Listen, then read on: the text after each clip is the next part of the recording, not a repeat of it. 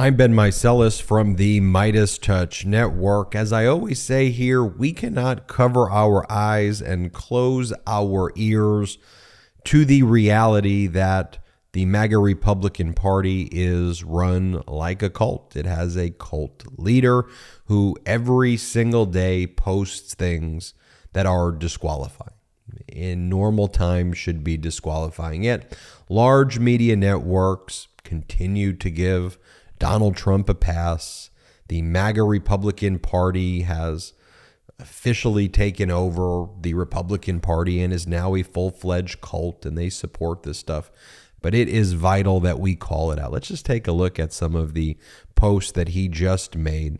Here's one that he made. He is posting Mark Levin, who's part of the right-wing propaganda disinformation echo chamber, who did a whole story, a whole video calling the indictment by special counsel Jack Smith, where Donald Trump stole thousands of classified records, and we now have him on audio recording. But for MAGA Republicans, they call that a BS indictment, and this is something that Donald Trump is posting and sharing. It's all part of the grift, though. He promotes the sycophants who continue to just spread lies and lies and lies. Here's the next post. Trump goes, "Thank you to the now legendary Greg Jarrett for so much work on the long-running witch hunt." Again, part of the grift, promoting somebody who's writing an article that's just completely false and saying the Presidential Records Act gives former President Donald Trump the right under law to maintain custody and control of papers, classified or not. Absolutely doesn't stand for that proposition.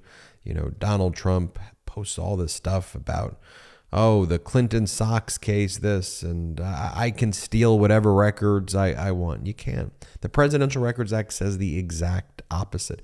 It's all about a president, after he leaves office, turning over the records that don't belong to him. And when they talk about this Clinton case, the Sox case, it is completely the opposite of what they say it stands for. It was filed by one of Donald Trump's closest supporters, who's not a lawyer, someone named Tom Fitton. It was brought in 2012, and the court said, Fitton, you don't have jurisdiction, a federal judge said, you don't have jurisdiction to sue the National Archives to force Bill Clinton to turn over personal notes for his personal autobiography from 12 years ago. First off, who are you, Fitton? You can't file that lawsuit here. And in any event, it's Clinton's personal notes. Look, if Donald Trump took personal notes and had personal records and identified them and said, these are my personal records, then under the Presidential Records Act, he could claim that they're personal records, personal notes, personal autobiography.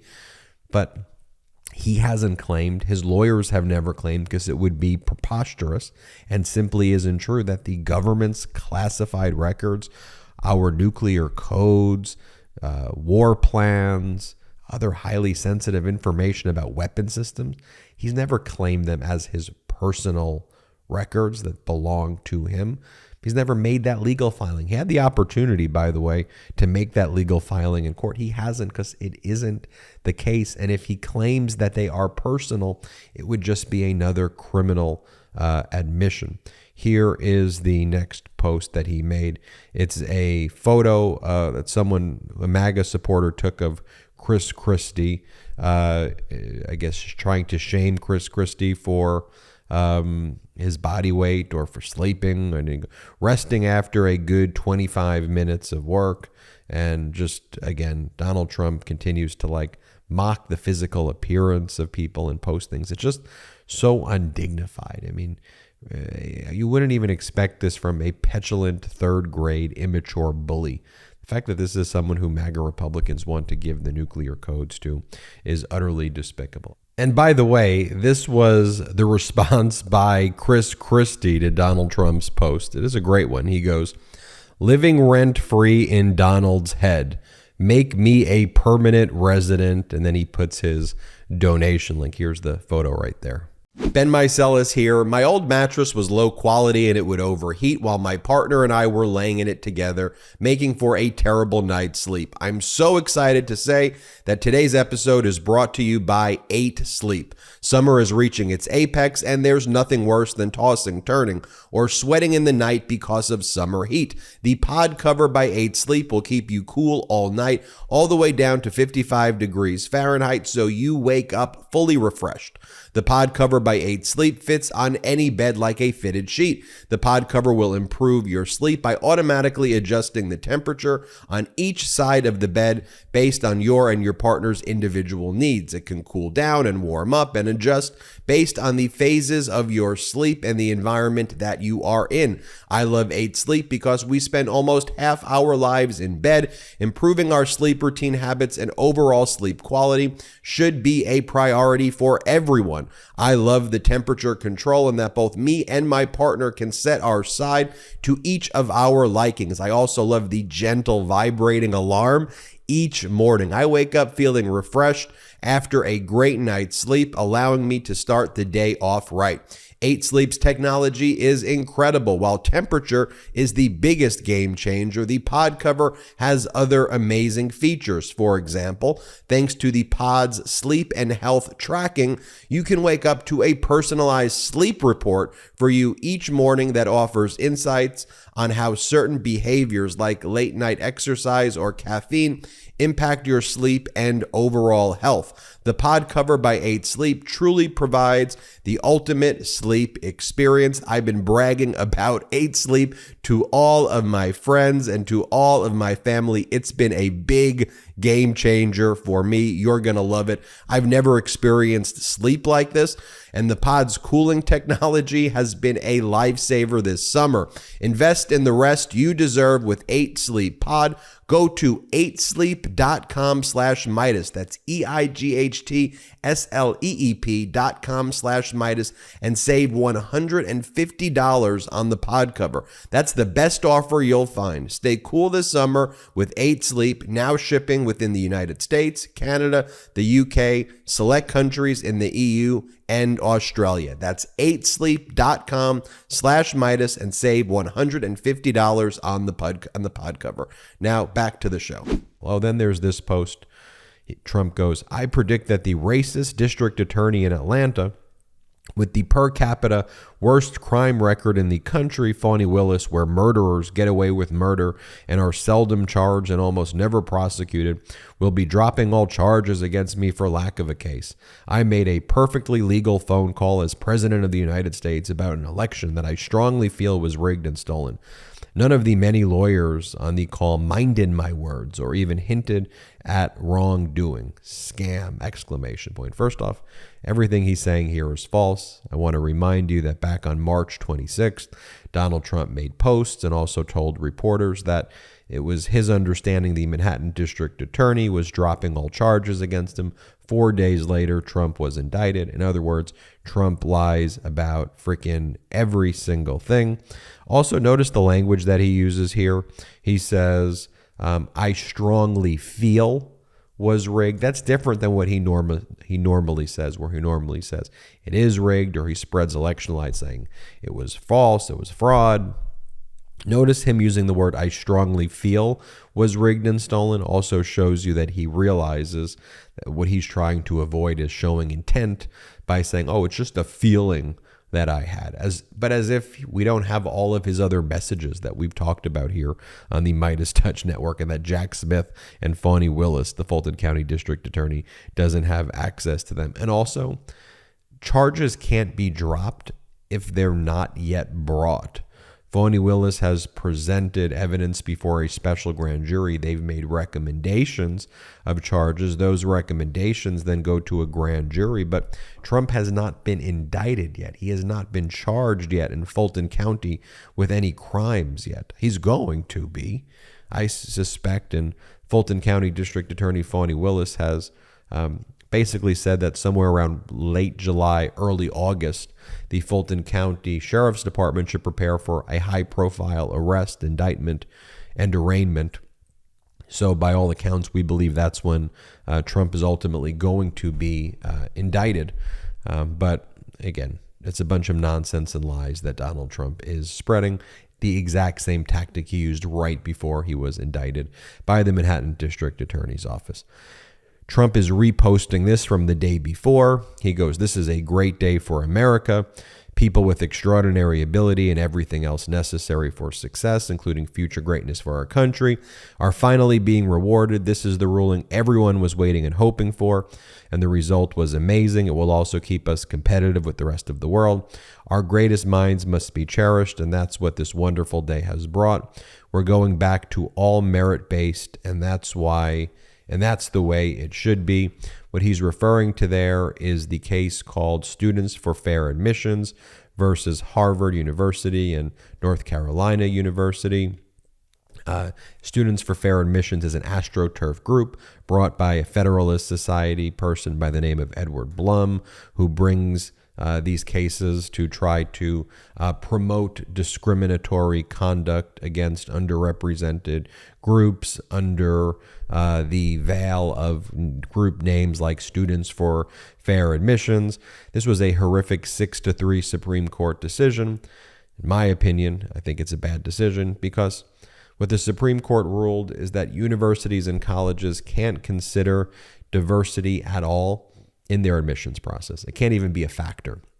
We've heard the term affirmative action before, and I don't really use the term here, even though that's the term that's frequently used, because I don't know if you know this, but the Supreme Court precedent dating back to the 1970s is that any type of quota system the Supreme Court had all previously held in the 70s was unlawful. So there's no affirmative action quotas allowed.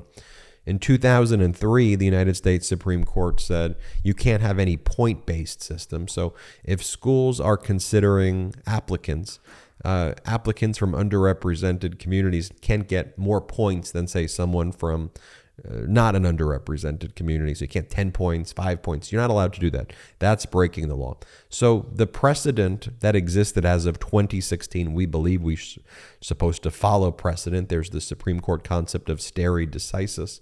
You follow the law, you follow precedent dating back to the 70s and then affirmed recently in 2016 is that simply universities, no quotas are allowed, no point system is allowed, no ranking system is allowed, but you are allowed to factor in diversity as one of many factors. You can't weigh it more heavily, but you can factor it in.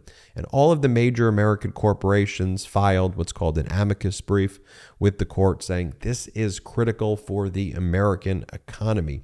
The American Medical Association, that this is critical for the delivery of medical services, and people will end up dying if the ruling is that we can't factor in diversity into the admissions process in medical schools, because it is important to have diverse medical students helping out communities that they come from. But the Supreme Court said we don't care about that. Specifically, 6-3 decision, 6 right-wing justices said screw it, we don't care, and overturned all of the Supreme Court precedent. And why I don't like this ruling, there's a lot of reasons, but the Supreme Court basically said you can't factor in diversity at all. What they said was by factoring in diversity, that is the same thing as like supporting segregation, that promoting diversity is like promoting segregation, because when you promote diversity, the Supreme Court's illogical reasoning goes, inherently you are focused on race and race as a characteristic, and everything has to be, they say, race neutral, which is completely a misnomer, because if you look into legacy, admissions, and all the other ways that creates unfair balances, that isn't race neutral at all. And the purpose of our civil rights statutes was to try to address serious and significant historical wrongs that were committed, and to try to prevent in the future unequal playing fields. That's the goal. So for the Supreme Court to say exactly that diversity equals discrimination basically is, to me, very, very, very dangerous. Donald Trump then cites a poll by Cat Turd, This is like a major right-wing influencer. This is who Republicans look up to, a cat turd, anonymous Twitter account who does polls. That's their polling right now from cat turd. And then, of course, there is this video of Donald Trump here that he posted of himself. There's a longer clip, but I'll just play you a short clip from it. At the Moms of Liberty event in Philadelphia, Trump spoke at this event. They're a right-wing group that wants to ban books and ban teaching on diversity. Trump brags about having appointed 3 Supreme Court justices and says he looks forward to trying to have 7 or 8 or even all of the justices. Play this clip. You know, many presidents never get the opportunity to appoint a Supreme Court justice. I had 3. They are going. They are not happy about that. And maybe we'll get 3 or 4 more. Can you imagine? Let's get 7. Let's have 7 or 8 or maybe even 9. Just shows you how dangerous this is. The Supreme Court also ruled on Friday in a 6-3 decision that a business that publicly advertises under the First Amendment can discriminate against protected classes. The case was called 303 Creative LLC versus Ellenis. It can discriminate if it claims it's a First Amendment right and they don't want to allow certain people to enter their business or to do business with people. It's a First Amendment right, and they could just say under their religion they're allowed to discriminate, and to stop their conduct of discriminating somehow impacts their First Amendment rights, infringes on it. That's what the Supreme Court held. And by the way, in that case, the purported plaintiff, who was supposed to be a web designer for weddings, didn't even own a web design, had never made a website before, and the supposed people who approached them it was supposed to be a gay couple that approached them to make the website, isn't even a real couple. It's just like a made-up thing. The person whose name is linked was a straight person married for 15 years who had no clue how their name was even brought into this. But I want to show you this. The Supreme Court also on Friday struck down Biden's student debt relief program. You got President Biden doing everything he can under the powers that he's allowed under the law to provide student debt relief. And you have this radical extremist Supreme Court with 3 Trump appointees on the bench that struck down Biden's plan. But look what the reporter says. Why did you give millions of Americans false hope? Are you kidding me? Well, watch Biden's response to this. Play this clip. We're going to get this done, God willing. Thank you. Mr. President, why did you give millions of borrowers false hope? You've doubted your own authority here in the past. I didn't give any false hope. The question was whether or not I would do even more than was requested. What I did, I thought was appropriate and was able to be done and would get done. I didn't give borrowers false hope, but the Republicans snatched away the hope that they were given, and it's real hope. Thank you. Mr. President, yeah, that's why I think large media networks, by and large, I feel like they are trying to promote fascism. They're trying to promote it. What kind of question is that? How is that even rooted in this, based on just the way our laws work? Biden's doing everything he can.